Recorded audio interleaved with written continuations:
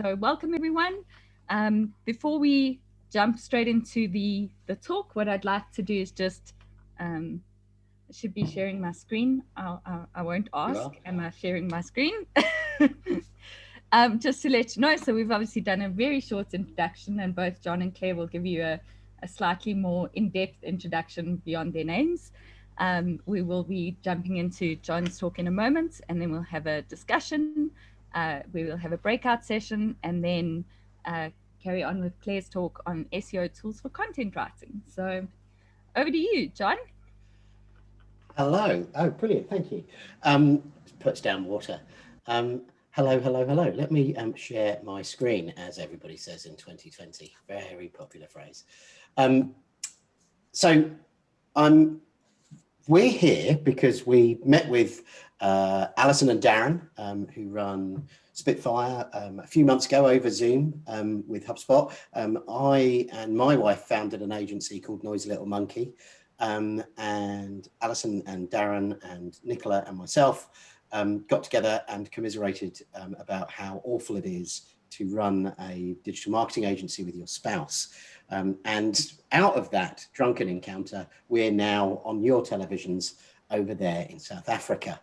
Yeah, that's why we're here. Noisy Little Monkey is I don't have time to tell you why we've got the name, but hit me up on Twitter, I'll tell you. But Noisy Little Monkey is formerly a technical SEO agency based out of Bristol in the UK. We became a HubSpot partner probably about 4 or 5 years ago now.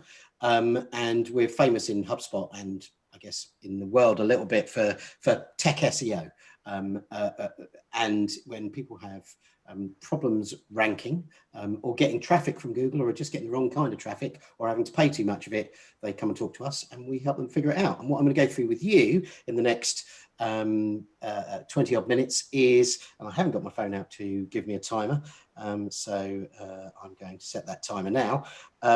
What I'm going to do with you guys in the next 20 minutes is go through some SEO basics from a technical standpoint. It would be really cool to know in the chat how many of you are using HubSpot as your CMS and how many are you using something like WordPress or something different. So if you're using HubSpot, just type HubSpot, and if you're using something not HubSpot, let us know. Okay, so mainly HubSpot. That's cool. Oh, that's really good, really good. When we do this for us, most people are using WordPress. Nice one, Wendy. We like people who are using WordPress. But anyway, we're going to talk about using the SEO basics, and we're going to talk about bold art. And as you can see, that's really where I'm coming from. Let me hit my screen so that it goes forward. Right. The reason I'm bringing this up is this is our version of HubSpot's inbound flywheel, or McKinsey's loyalty loop, or Jim Collins's business flywheel, whichever you wanted to call it. But what we're really looking at is in the attract phrase. If you're familiar with the attract, engage, and delight phase of this flywheel, which builds the momentum, we are talking about SEO and content today. I'm going to mainly be talking about SEO. Claire's going to be talking about content, and they both live on your website. So we're talking about the attract stuff, but all of it will help you with engagement and things like that. The first thing we're going to talk about is BALD. And the second thing we're going to talk about is ART. Hopefully you can remember those acronyms, but I will share my slides afterwards with Nicole, and she can send them on to you should you want to see them.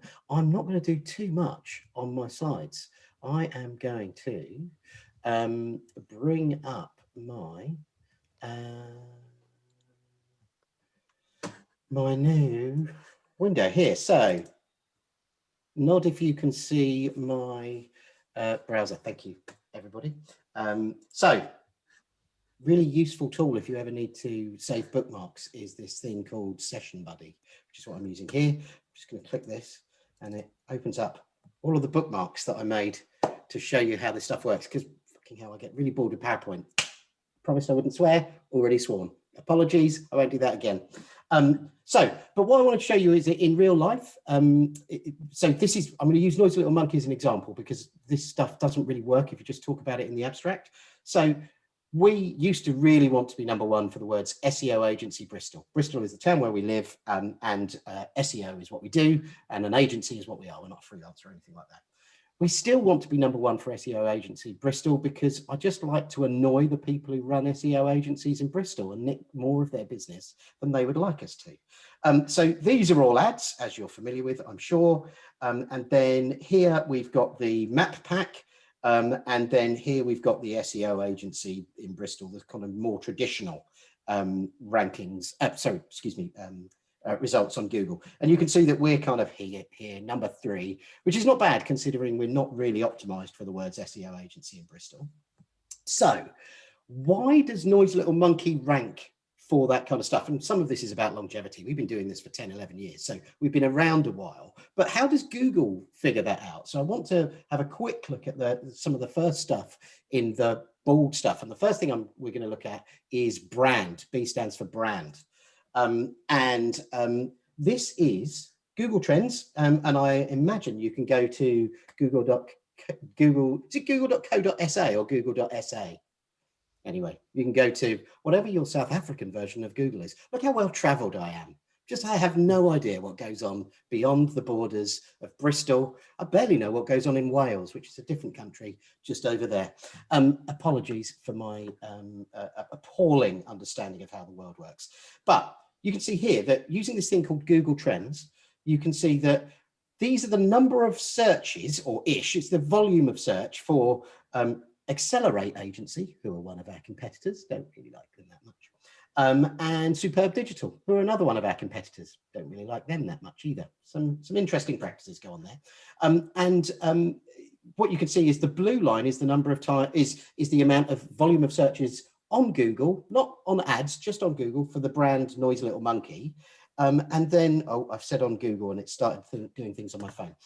Then we've got Superb Digital. Very few people searching for Superb Digital on Google. That's the red line. And then Accelerate Agency is the other one. And you can see there are lots of searches down here, and then it's kind of drifted off. It's picking up a little bit here. But actually, what are the results for those things?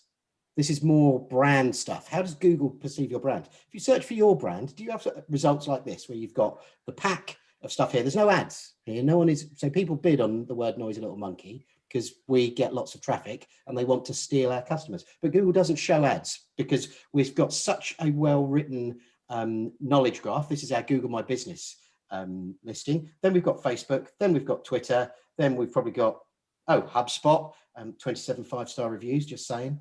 Local Chamber of Commerce, LinkedIn, our Instagram, and then down here, the related searches. All of the related searches are to do with our brand. That's cool, isn't it? What about Superb Digital? Well, they've got some stuff. Someone's bidding on their name. They're okay, don't have quite as many cool reviews as us. And then Google can kind of see that they're a brand, but actually there's one in Australia. There's one probably in Leicester, which is another place in the UK. But you can see it's not quite so well populated with brand related terms. And these are suggested searches that other people are doing when they search for brand name. They're adding these words, these modifiers. So you can see there's a load of Accelerate agencies all over the country. So we got lucky, arguably, in the fact that we chose a stupid name. No one else is going to be stupid enough to call their business that. And then everybody who is searching for that is clearly searching for us. So our brand is really strong. And one of the ways you can test how strong your brand is to look at look at those Google Trends and see how your branded search relates to other people's branded search, and your competitors specifically, and also then look at the results for your search. How does Google perceive your brand? Have you got really useful and popular social media? Have you populated your Google My Business page? Doesn't matter whether you're local or international. If you've got it, Google wants to see it. It also looks at stuff like Wikipedia and all of that kind of stuff, but most of us are a bit too small to have a justifiable Wikipedia page. So this is the kind of stuff we're only 10 people in our agency. We're not even £1 million turnover. So we're not huge, but we're able to dominate the search results. You should be able to dominate the search results for your business Claire's going to show you how you can do more of that with content. But that's the first thing, brand. How does Google perceive your brand? The next thing is looking at authority.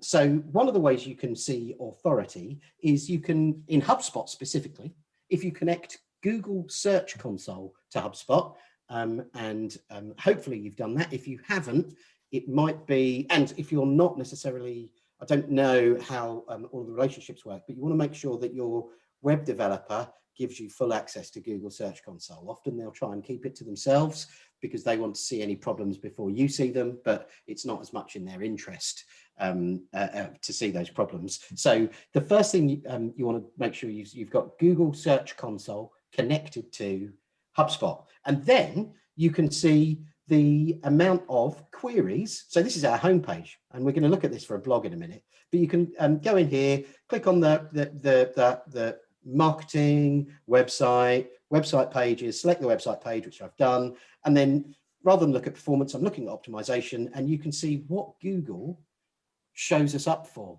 on what shows this page up for on its search results, which gives you a really good understanding of what it thinks you do.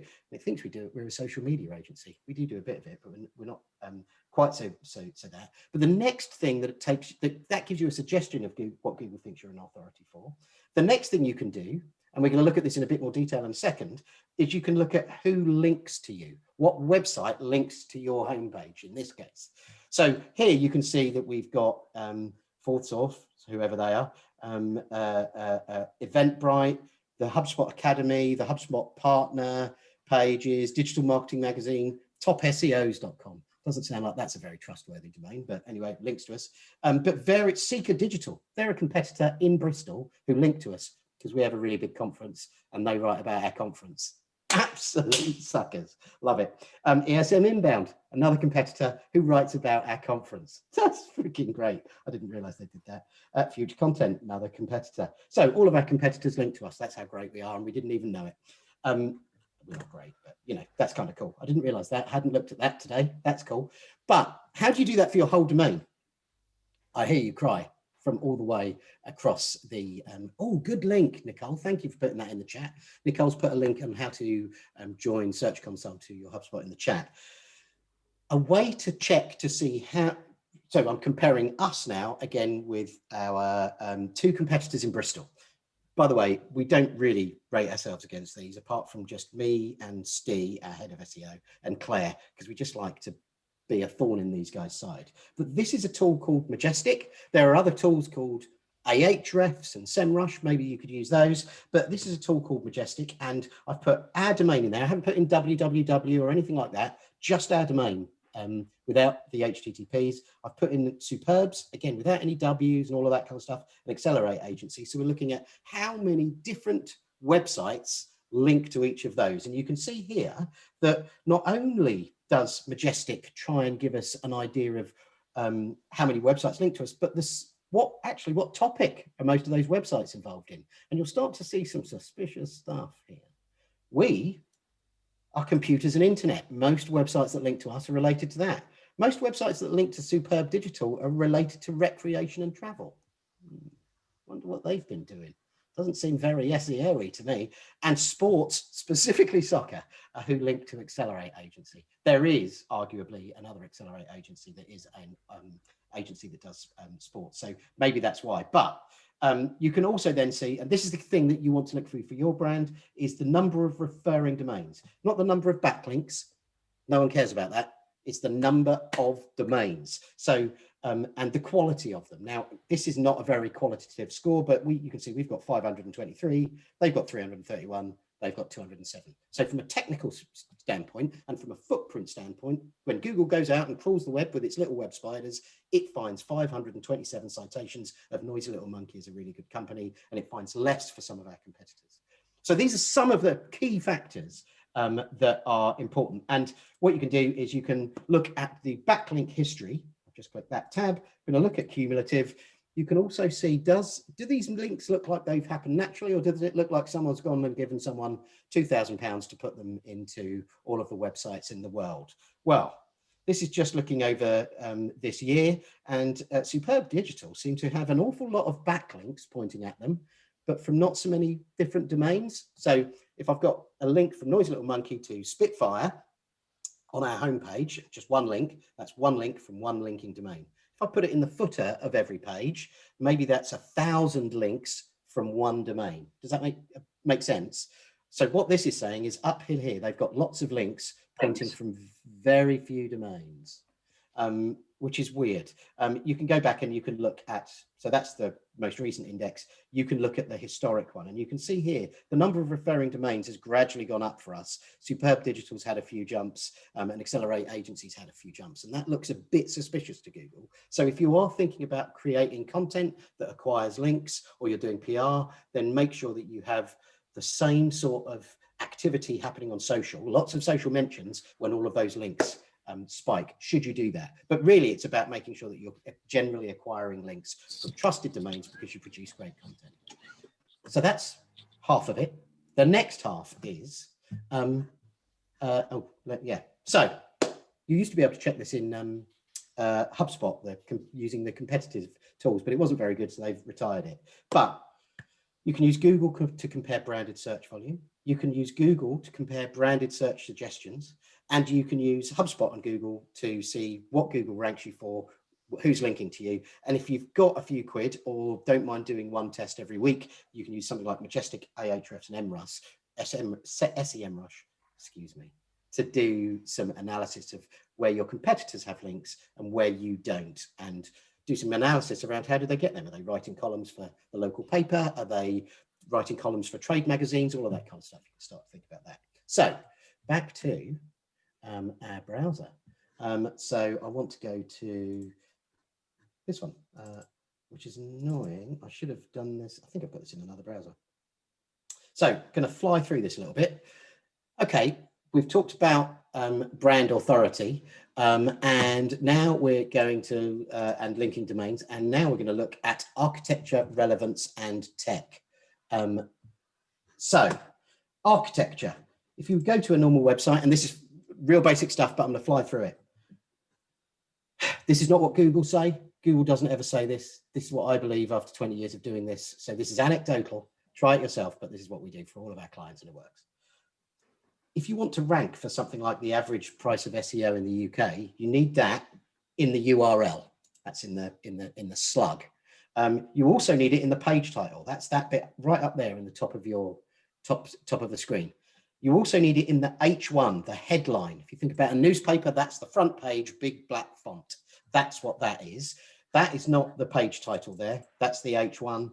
That's the page title up there where I'm now hovering. And then you also need it in something called the alt text. If I right click this and press inspect, you can see that over here in the alt text, which is what Google uses to ascertain what that image is about and what people who have poor eyesight use to have the image read aloud to them by their screen reader. You can see that the alt text for that image, I don't know whether you can quite see it there, but it says average SEO costs in the UK and how to explain, how to define what they mean for you. So that is great. That's driven us 33,000 page views over since about 2016 from primarily from organic search, 29,000 people coming to that from organic search. The nice thing about HubSpot is if you're doing this on WordPress, you want to be using Yoast SEO, and I'm not going to go into too much detail there, but Yoast SEO is the one. Think about retiring any other tools. If you're doing it on HubSpot, it's nice and easy because your blog title typically becomes the slug here. You can edit it, but if you're creating a new one, it becomes a slug. Don't go back and change it without talking to someone who knows what they're doing in SEO, because you're going to have some problems. But the nice thing is it becomes the slug and it becomes the page title up there. You can put it in the meta description. That will not affect its ranking, but it will affect the number of clicks you get on the page, which in turn over time will affect its ranking, probably, if you're getting enough. So that's how you can do it in HubSpot. If you want more options, you can click on optimize, and HubSpot gives you all of this other stuff. But if you don't kind of get that first bit of understanding about where it needs to go, HubSpot won't do it for you. It won't do all of the thinking for you. It will just tell you where you've got bits missing.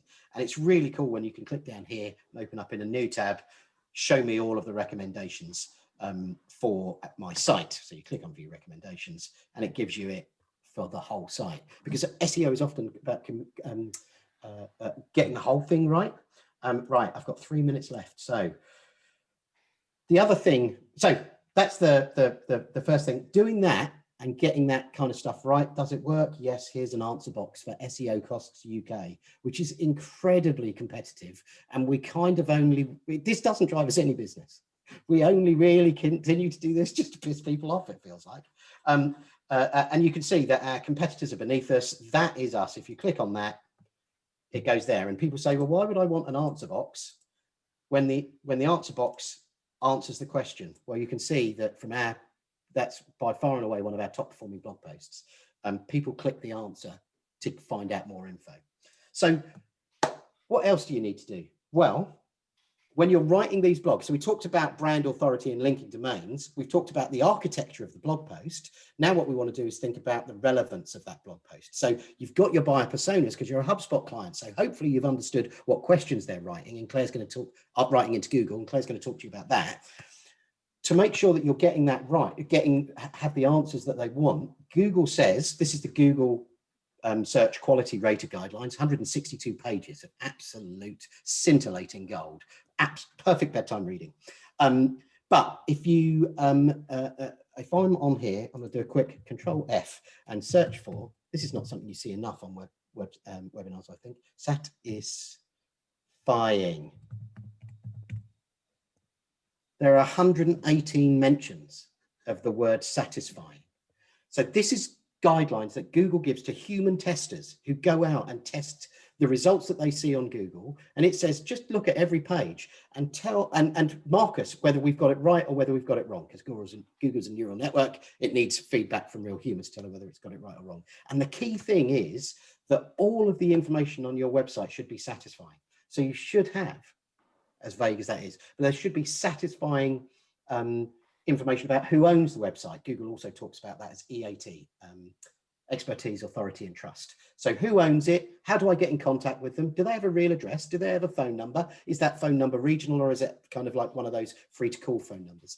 Also, is the answer, in this case to average SEO costs in the UK, is it satisfying? Is it really, really long to try and kid me? Is it too short to properly answer the question, or is it just about right? It's Goldilocks. Mummy bear, daddy bear, baby bear, middle bed, just right. Don't quite know the story of Goldilocks now I talk about it. Anyway, satisfying amount of content, satisfying amount of information about the business. I've got a couple of more things I'm going to go through with you. I'm over slightly and then we'll stop. The other thing from a so onto we've done architecture, R for relevance. Now we're going to talk about technology. Go and look at your robots.txt, your website.com or whatever the domain is, /robot.txt. It should have in there a line like that says sitemap lives over here. It might not be exactly that syntax. It might say sitemap index or something like that. In that sitemap, that's what Google and Bing both request you submit when you launch a site, and that you keep it updated and you signpost it in robots. Most SEOs don't even bother to check this, and it pisses me off because this is like basic stuff. And then click on that sitemap and it will take you and show you your sitemap. The key thing to do on here is this is really dull. It's not supposed to be pretty. It's for Google and Bing. No one else wants it. Key thing to do on there is do a quick search for 2020 and then see how many things have been last modified this year, because then you'll know that your sitemap is relatively up to date. If nothing's been updated and you've been blogging like a blogger, then your sitemap isn't up to date. You need to talk to your web developers about fixing that. The other thing that we like in technology is a really good, fast website. Speed signals are a huge ranking factor. This is a thing you can do with Lighthouse. Lighthouse it's a Google tool and it's a Chrome plugin, and it allows you to test a website on those 4 or 5 basic things. So performance, accessibility, best practices, and SEO. Now it's a bit of a blunt instrument, but you can see our website, which I've done here, average SEO cost in the UK, has a mark out of 14 for poor performance. That is because our desktop website is really slow. The good news is that we also have an AMP website. So if you can see my screen and see my phone, you can see we've still got the answer box on the phone. And if you click that, it's the accelerated mobile page. And that's part of HubSpot. You should just have that ticked for your blog so that your blog hasn't got the poor performance that HubSpot typically gives. That kind of covers it. The final 2 things you need to do is go to a 404 page, try and generate an error on your website.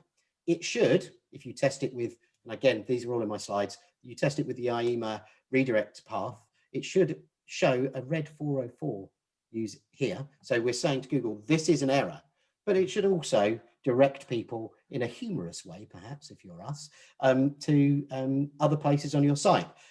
This is Josh at Inbound Manager, and this is me. And you can see how much smaller my head is than a normal human's head. This is why I love Zoom calls, because I can lean into the camera and look like I've got a standard size head.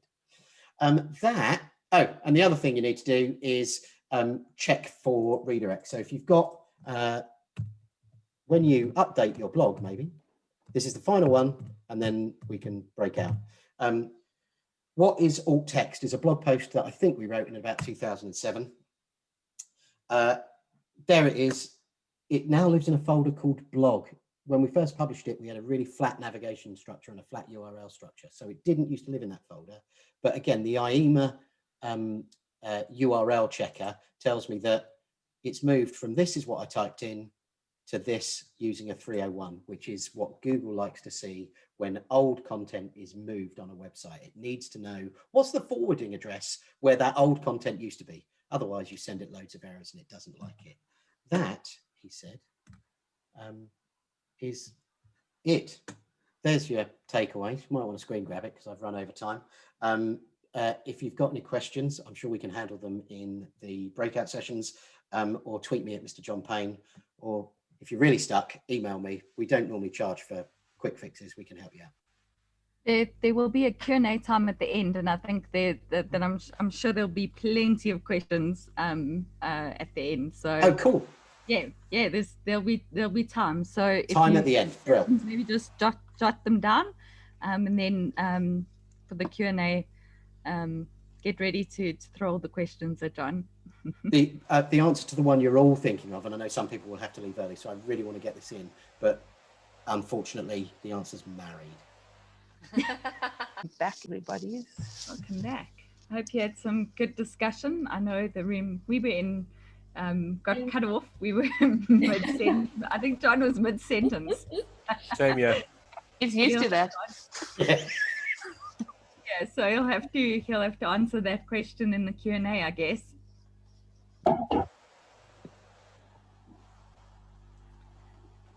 Oh, Claire, over to you, Claire.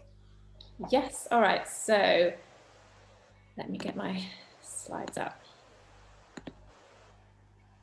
So can you all see that presentation? Yep. Perfect. So I'll just give myself a bit of an intro. So I'm an account exec at Noisy Little Monkey, and I help clients sort of get started with HubSpot. I help them use HubSpot tools for marketing campaigns or helping them with their sales processes.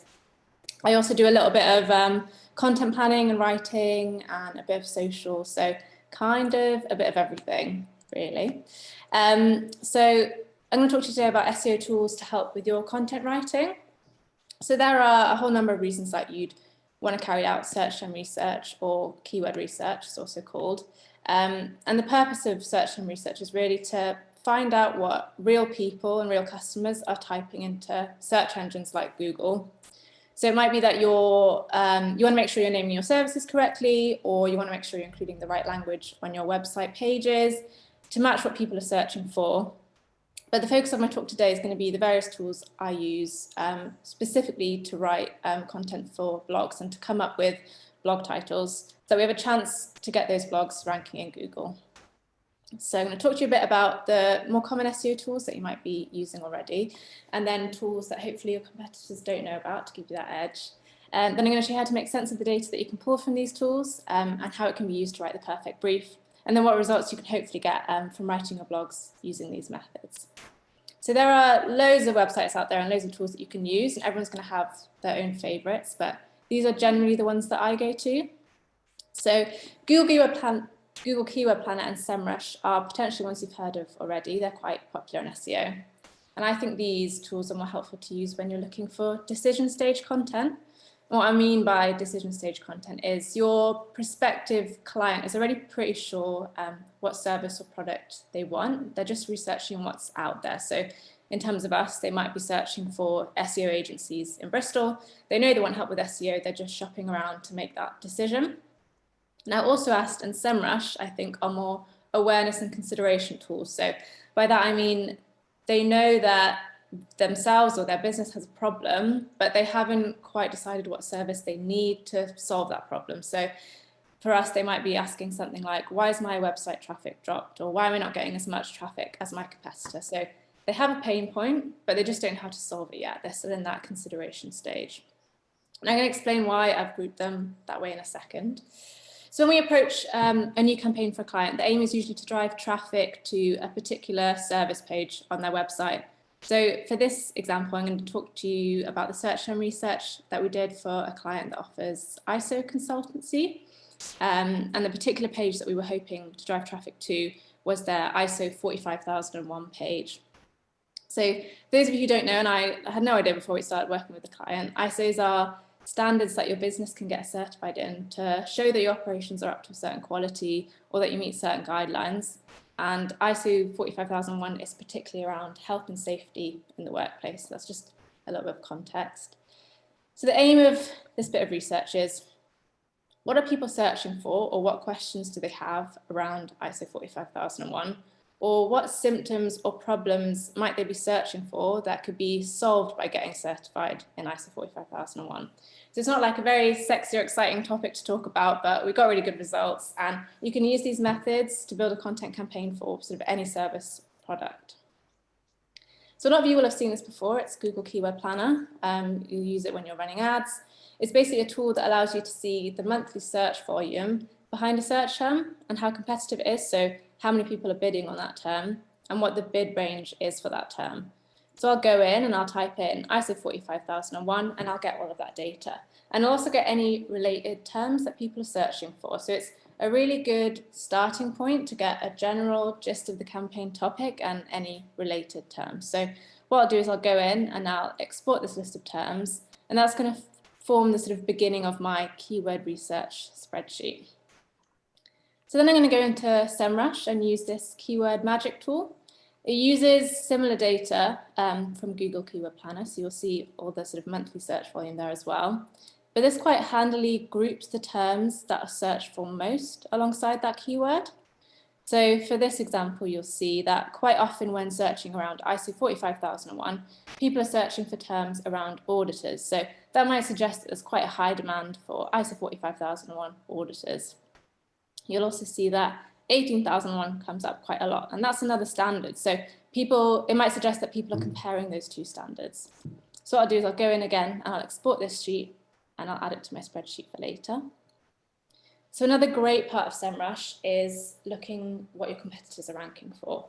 So it's a great starting point for if you're just a bit lost about where to start with writing content and you need a bit of inspiration. You can use that organic research tab and plug your competitor's URL in, and you'll see how many keywords your competitor ranks for and what position in Google they're ranking for that term. And then you can use the filters. So here I might filter by keywords so that I only want to see keywords containing ISO 45001, or I could filter it so that it only shows me URLs with blog in the URL. So I'll only see what their blog content is ranking for. So at this point, I'm not really interested in their service pages.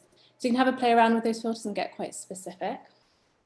So the reason I use these two tools as a starting point, and I call them more decision stage tools, is that they're only showing me results for terms that people are bidding on, because they're pulling data from these ad building tools. So for example, we're way more likely to run a PPC ad for the term SEO agencies in Bristol than we would be for the term my website traffic has dropped, because people are way more likely to become a customer of ours if they're searching for the SEO agency. So it's more worth our money to bid on those terms. So that's why these tools are only going to show you so much. They're only going to get you so far, and they're going to be skewed towards those decision stage searches. So that's why we need to take a look elsewhere. So the next couple of tools, Answer the Public and Also Ask, they quite literally show you what people have asked Google when they've been searching around that topic. So if you scroll down to the bottom of Google, you'll see something like this. And these tools, they quite handily scrape this data and collate them into something that looks a bit like this. So this is Answer the Public. It's a great tool to see what people are asking Google around that term that you've put in. So I put in ISO 45001, and it shows me more complete or long tail searches than the previous two tools, which is why it's so good for when you're trying to come up with blog titles. So it's showing us results like is ISO 45001 mandatory, and how to implement ISO 45001. So kind of getting into the mind of the customer. So it doesn't show you the exact search volume like the other two tools did, but it does show that the darker green that circle is, the more that query is searched for. So it gives us a little bit of insight. So I've zoomed in on this one because I quite like this comparative section for showing you what services or products people are comparing between. So for example, you'll probably find down here SEO with PPC. People are just researching which one's better for them. So here we're seeing ISO 45001 versus OSAS 18001, which kind of confirms what we saw when we were looking in SEMrush.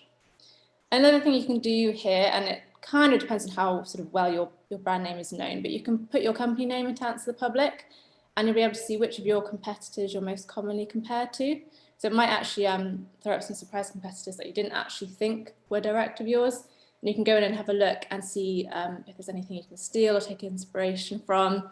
So you could go in and plug that competitor back into SEMrush and see what they're ranking for. Now this is also us. It's very similar to Answer the Public, but it kind of shows you the routes that people go down in the research around a topic. So I've zoomed out just to sort of show you those routes, but I'll zoom in so you can see. So while Answer the Public will only show you search terms that have included the thing you've plugged in, so it was only showing me search terms that included ISO 45001. This is going to throw up searches that might not contain the specific term that you plugged in, but it shows that people who search around ISO 45001 also search for how many standards are there in an ISO, or is OSAS 18001 being replaced. So we get a bit of a bigger picture idea of what people are searching for around that topic. So what I'll do with all of these, I export it again and put it into a spreadsheet that looks a bit like this. So what I'll do is I'll read through this and I'll see, are there any other terms that stand out to me? So health and safety was a term that came up quite a lot, and so was OSAS 18001. So I might go through back to the beginning and put health and safety into Google Keyword Planner and SEMrush and see what comes up. So these results are going to be slightly less directly related to ISO 45001, but it's still going to throw up some useful results. So for this example, the phrase, "Can I get my business health and safety certified?" came up. And that's definitely a blog that we could write, and we could tie ISO 45001 into it. It's literally what you end up is rows and rows and columns of search terms. And it's definitely the less glamorous side of SEO. We joke about something called keyword blindness, when you start to question whether a word is even real anymore. And what I'll do is I'll read through these rows and I'll highlight phrases that I think could be blog titles or subheadings of a blog, or maybe even content offers that we could create. So here you can see ISO 45001 requirements checklist. We could create this as a content offer and gate it behind a landing page with a form. Now, lots of people ask if there's sort of, a specific criteria that we'd follow to choose a search term. So, I don't necessarily say, okay, the monthly search volume has to be 90 and it has to have low competition. I'm really looking for fit here and how relevant it is to the service that we offer, or if it's a piece that we could write about that would make us look like experts in the field. Obviously, in the ideal world, we'll be looking for terms that have a huge amount of search volume, really low competition, and we're also the perfect fit, but they're quite hard to come by. So usually you've got to be lenient on at least one of those criteria. So from doing this bit of research and from going through the spreadsheet, I saw that the comparison between ISO 14001 and OSAS 18001, it came up time and time and again. So we definitely want to write a blog post about this because people are asking about this. And then I'll have a look through and see, okay, are there any terms that would work well in a blog around that topic? So maybe they don't warrant being written as a blog on their own. It can be included in this one. So I'll go through and I'll highlight them as potential subheadings. So this is kind of where you can see the idea of a blog post or a blog brief forming. So this is an example of one of those successes of the campaign. So the benefits of ISO 45001 came up quite regularly in the keyword research. So we thought we should write about it. And we structured the blog in the way that we were trying to win an answer box for a featured snippet. So Google loves a list format. It's really clear and it's concise. And you can see there, it's pulled through that list into an answer box that John spoke about. So what we tried to do is, with the heading, so we made it 10 fantastic benefits of ISO 45001 for your business. We had a little bit of an intro, and then we put that question, what are the benefits of ISO 45001? We made it the heading 2 or the H2, and then we put that list directly under that heading. So Google knows that we're directly answering that question. So although this was one of the wins of the campaign, it won us loads of traffic, the brief actually wasn't very good, so I want to show you one that's slightly better. So we wrote this blog comparing ISO 45001 and 18001, and here in the brief you can see I've given the keywords that I wanted to be included in the blog, and then I've shown what I wanted the subheadings to be, and I've shown that specifically I want them to be included as H2s or given that heading 2 tag. And these were all just pulled from that keyword research spreadsheet. And the reason that we structure our blogs in this way is, number one, we now know that that blog is answering all or almost all of the questions that people have around that topic at that point. And there's also a chance that we could win an answer box for one of those subheadings. So maybe we're not going to win it for that title, but we could win it for the second or third paragraph down. This shows you, the kind of brief that you can go away and give to a member of the team or a copywriter that has absolutely no background in SEO, but you've given them a brief that they can go and write a blog that is search optimized. So as you can see, it's by no means a very detailed brief. It just shows the structure of the blog to sort of help you rank in Google. So what results did we get? Well, we started working with this client in November 2018, and we started producing these sort of content-led campaigns based on search and research. And you can see that the organic traffic saw quite a steady increase. So from November 2018 to the highest month in August 2020, we saw a 424% increase in organic traffic. Obviously try and ignore that blip in April to May, because that's we've got COVID to thank for that. But let's have a look at that sort of highest performing month in a little bit more detail. So you can see, so these are the highest performing pages in terms of winning organic traffic for August 2020. So you'll see that 8 out of those top 10 organic landing pages are blogs, which is, it just shows you how effective search optimized content is at driving traffic to your website. But what does it mean for generating leads? Well, each blog that we wrote, we included a call to action to encourage people to download this ISO 45001 guide. And in HubSpot Analytics, you can see that from when we started working with them in November, the form submissions have increased pretty drastically. So they were getting, less than 5 in November to over 45 in their highest month in June. So it sort of shows you how putting in that time and effort into your content can increase the number of leads that you're getting into your HubSpot. So make sure you actually have an action that you want people to take, because you can spend a lot of time and energy doing this keyword research, writing these great blogs, but you're not giving them a next step to take. Try and nudge them to somewhere else on your website. Try and nudge them to contact you to book a demo. If they're not quite ready to do that, download a guide or nudge them to another blog. So just sort of to summarize, use these tools or a number of these tools to conduct your search and research so that you can really understand what people are asking. Then go away and use these to write a killer brief that you can go away to give to a copywriter. Make sure you're including relevant CTA or next step on those blogs, and hopefully watch your organic traffic go up. So that's it. Thank you very much for listening. So you can find me on LinkedIn if you want to chat about any of that, or you can ask in the Q&A later. You should be able to find me by typing in Claire Blacker, but if not, you can go through Noisy Little Monkey's site and find me through there. Thank you.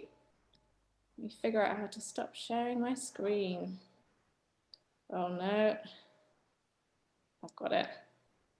Thank you so much, Kate. That was great. So I'm going to jump straight into questions into the Q&A. So I know I asked a question in the chat, but which John says he was going to answer.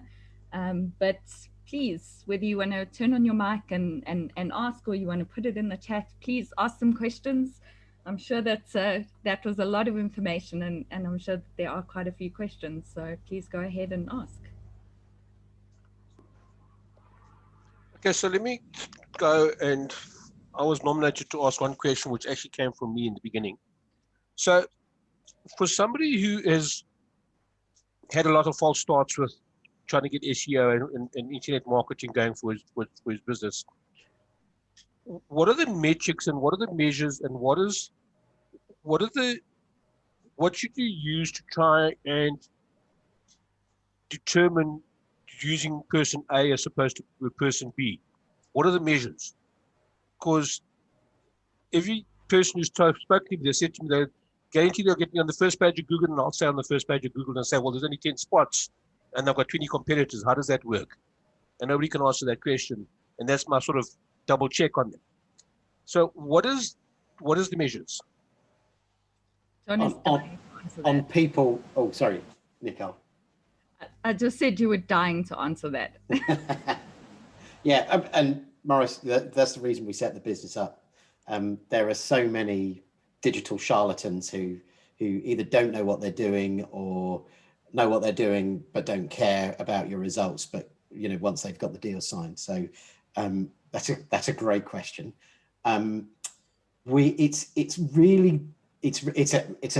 almost an impossible one to answer without having, you know, me helping you interview your prospective SEOs, which is something I've done. So if you lined up a load, we'd be more than happy to help you knock them down. But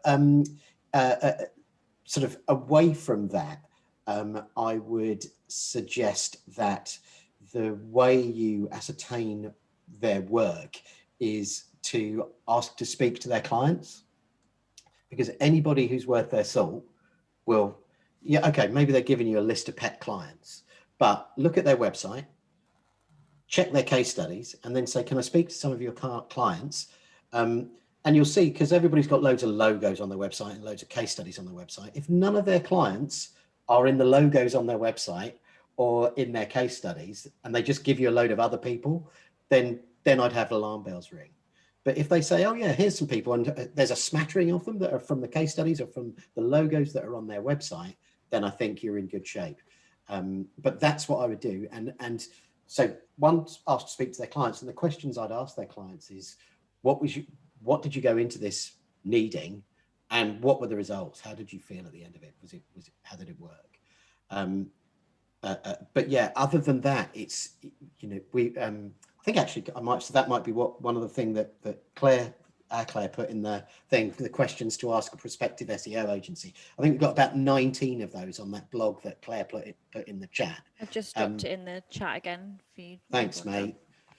But they are, the key one is ask to speak to their clients and have warning bells ring if none of their clients are the same people that are on their website as case studies or logos. It just happens all the time. We speak to people and they're like, oh yeah, the people I'm working with, they worked with SO and they worked with Disney and they worked with blah, blah, blah, blah, blah, blah, blah. And then you go, okay, right. And what happened? Well, they charged us £50 a month. Don't think Disney was paying £50 a month. Next time, ask to speak to someone in that company and how did they get on? Does that answer the question a bit, Morris? Yes, I think it does to a large extent. It sounds like it sounds like there's no hard and fast measures to use. It sounds like it's more of a subjective and a trust sort of thing. Yeah, exactly. Because the other thing that often happens is people will go, well, look, here's the results I got for client X and Y, and I multiplied their traffic by, Claire was saying, 400% for the client we were showing you. And 400%, if you've only got 5 visitors per month, is a piece of cake. You know, 4,000% is easy. But the client Claire was showing you was having a few thousand visitors a month already. So most people will show you what they want you to do, what they want you to see to buy. So the key thing is to get behind that and say, okay, well, let me talk to some clients. And just almost try and ignore the pitch. And just ask to speak to clients. That's the only way I find that gives you the best. Morris, maybe if I can weigh in there, is that, so if it's too good to be true, often it is not true. So be realistic. So the one thing I would always ask is, what is the benchmark in my industry? So it's if we are coming and talking to our clients, we'll go, in your industry, this is what we would expect you could achieve with this effort. because nothing happens without effort. We had one of our, well, I won't mention names, but someone was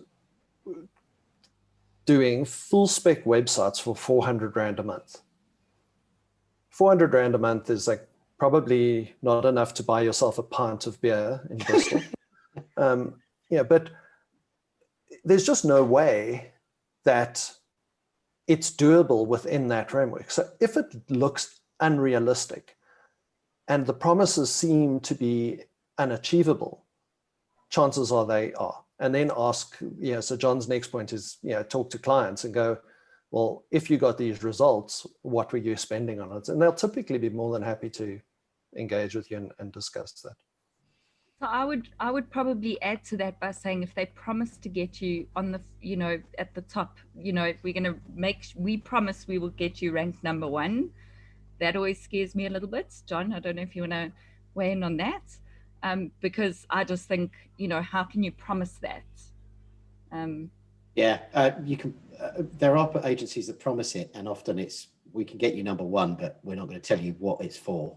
So it might be for a 25-word sentence that is vaguely related to something that you do, because they need to find you, or just for your own domain name.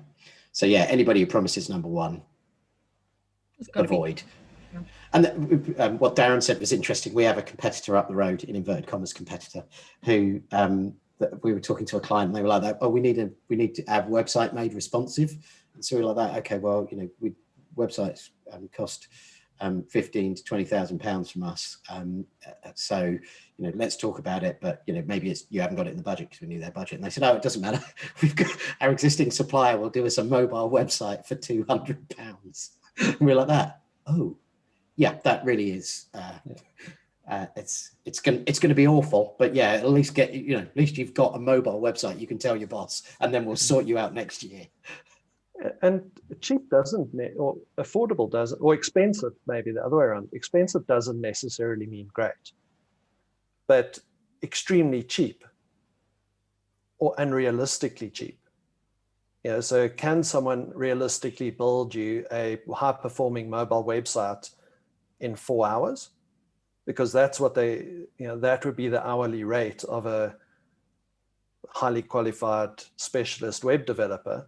In fact, that would be half the rate of a highly qualified specialist web developer, and no one can do that in 4 hours. Well, if they can, we've got jobs available. They're welcome to come and talk to us. Can I pick up a question from the chat, Nicole? Sorry, I'm jumping in on you a little bit there, but I think it's a really interesting question that's around voice and the impact on voice on SEO. Yep. Yeah, so Rita asks, with voice search becoming more and more popular, how do we keep this in mind when setting up SEO and keyword strategies? Shall I do this one, Claire, or do you want to jump in? I think, in general, try and keep things conversational and be really clear. Too many times you'll see blog posts or service pages that are just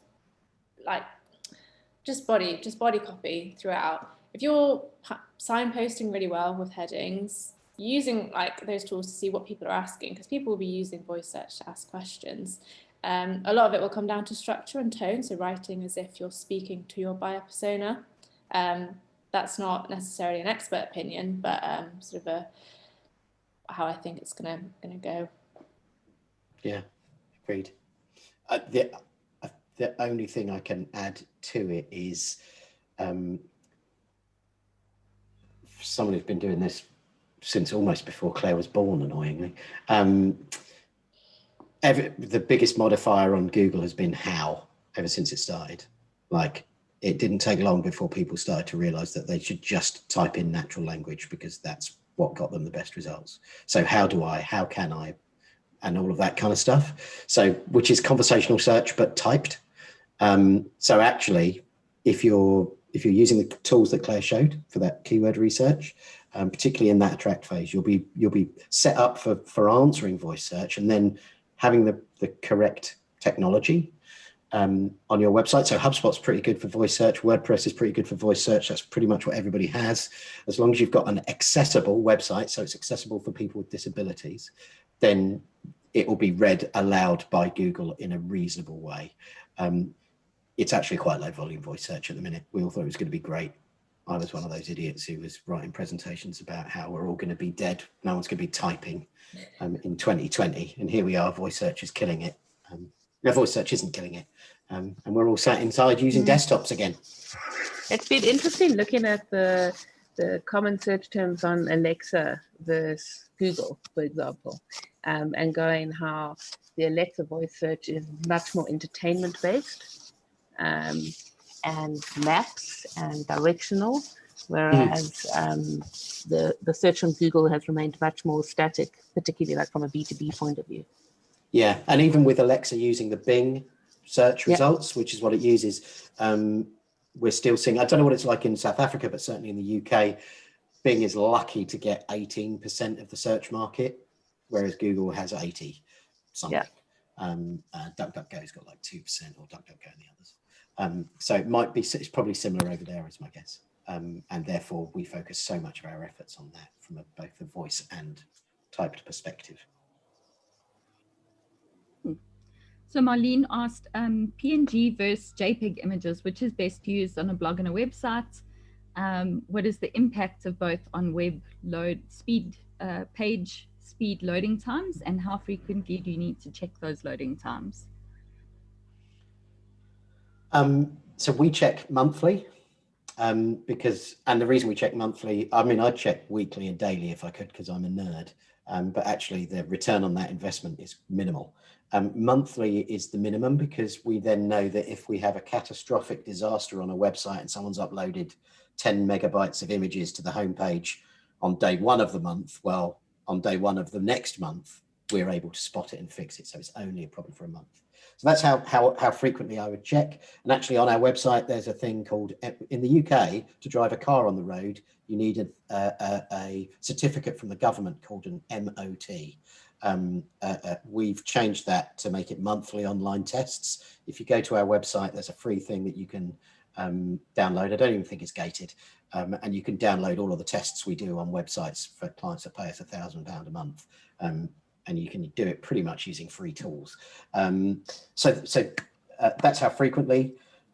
Images will impact page loading speed. And if you use Lighthouse, Marlene, that tool I showed you from Google, go to the Google Chrome store and search for Lighthouse, you'll be able to find it. It will show you how much your images are slowing the website down. And as for which images to use, if you're using PNG and JPEGs, they're absolutely fine.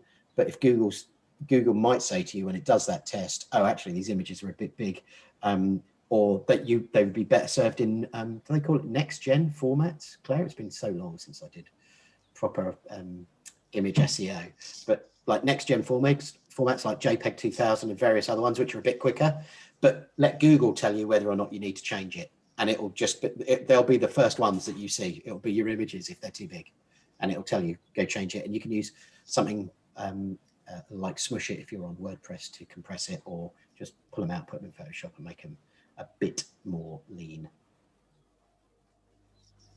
Cool. There. Any other questions? Feel free. I've got one for John. So along the image line, but what about video? Using video as an autoplay feature, animated banner images. What impact on that, both from a speed and SEO perspective? Typically, we would recommend, and most, like say if you're on a HubSpot website, it doesn't really want you to host the video natively. So it would be on something like Wistia or YouTube or Vimeo. So it's plugged in, so the video isn't there. So it doesn't slow the speed down too much because it's just calling that external resource. And obviously YouTube, Wistia, Vimeo and platforms like those have a typical footprint. So Google knows how much that's going to affect the page load speed of those sites. Again, animated banners, they're hosted natively as long as they're small and lean So like very low resolution, or as low resolution as you can get without it affecting the overall quality, is what you really need to do there to make sure that the speed keeps going. Video we really love, particularly, so we will normally create subtitles for all videos we make. Subtitles, is that the right word? Or closed captions? Anyway, the assistive technology for people who can't hear, who are deaf. So having that, if you create that for your video, you can normally just, with a click of a button, also create that into a video transcript. And the video transcript then enables you to have that underneath the video hosted on your website, somewhere at the bottom of the page, and it gives you acres of content that is a satisfying length, and also helps Google understand the video a bit better, because it likes subtitle files, it likes transcripts, and it loves video, and it wants to understand all of it. And you just get a reputation with Google as being a helpful website, and that can only help your rankings. Does that answer the question? Yeah, perfect. Thank you. Cool. And then how does one rank for or gets a featured one of those Google boxes that you showed us? You do this one, Claire. Well, it's tough because they never release how they work, how they pull through those snippets. It's kind of like best practice on what we've learned. Generally, we use lists. If it's a question and answer, they love a list. So make sure it's a bullet point list or a numbered list. So, and it's also got that tag for bullet point, so that Google knows. Using those sort of H2 and H3 tags to let Google know that there's a little bit more weight to that's the heading. I mean, we do have a blog on it, but in general, yeah, Claire's put it in. She's good. Making things as clear as concise as possible. So like for that average SEO cost, I think we've put those 3 costs in bullet points. And then there's loads more content on that blog, but it's known to pull those 3 in just because of the way it's sort of formatted quite clean. So yeah, it is a little bit of trial and error. We find generally that we get them for lists, question and answer kind of things. I don't know, John, if you have any more sort of anecdotal. Only from a strategic perspective, go and look at ones that you think you would like to win, and then see who's already there, because there's normally already an answer box, right? So, and then think, well, does that website? So we work with a furniture company, and there's loads of answer boxes about how to decorate your hallway, how to revive an old sofa and all of that kind of stuff. And you go through them, and then some of them you go, well, this is just a blog from 2012, on blogger.com. Our client, a major UK furniture retailer, has the strength to knock that off if we write a better, more up-to-date, more well-structured in terms of technically, like Claire said, answer. So let's go after that. And then you absolutely target just the question, right, Claire? So so when we went for that answer box that is Noisy Little Monkey went for, which is SEO Cost UK, we didn't have an answer box for that for over a year. The answer box we had was, what's the average price of SEO in the UK? That was what we were going for. Really, and that's what we wrote the blog. What's the average price? If you go and look at that blog post, it is absolutely targeted around that one phrase. Satisfying amount of content, and we went after the person who was already there because we felt that we had a better answer. So see who's there, see if you think that, do you have a right to knock them off? And don't be inflated. If it's what's the best online bookstore, and then it's Amazon's review of them plus 3 other bookstores, you ain't knocking that off. Don't care how good your bookstore is. Just be realistic, and then follow Claire's instructions on how you answer the question using bulleted lists and all of that. So Lauren's follow-up to that was, do you use anything like a JSON markup to assist with that? Oh, Lauren. Nice. Nice. Her name is actually Lauren as well, just in case anybody was wondering. We do. but I haven't done it for so long, I can't remember what it is, but you can typically, if you're using JSON, you can mark up the bits that would be a spoken answer by a home box. If you mark up the bits, the list that Claire was talking about, and do a list because it's much easier to get it that first few times with a list, mark that up as the bit that should be spoken. That will normally lend it a little bit more weight. And all of these things are like, you know, so Google applies something like 220 signals to every piece of content it finds online. Every piece of content, so that's an image on a page. You know, some words, it applies 200 ranking signals to all of it. So these are just tiny little signals. So that JSON thing, if you're position 2, it ain't going to make you have the answer box, probably. It might be that thing that pushes you over the edge, but it's most likely going to be, that is a contributing factor to making the answer satisfyingly easy to read and satisfyingly technically correct. Thank you so I have much. a question about JSON, Lauren. Are there any other questions? I'm aware that we only have a few more minutes.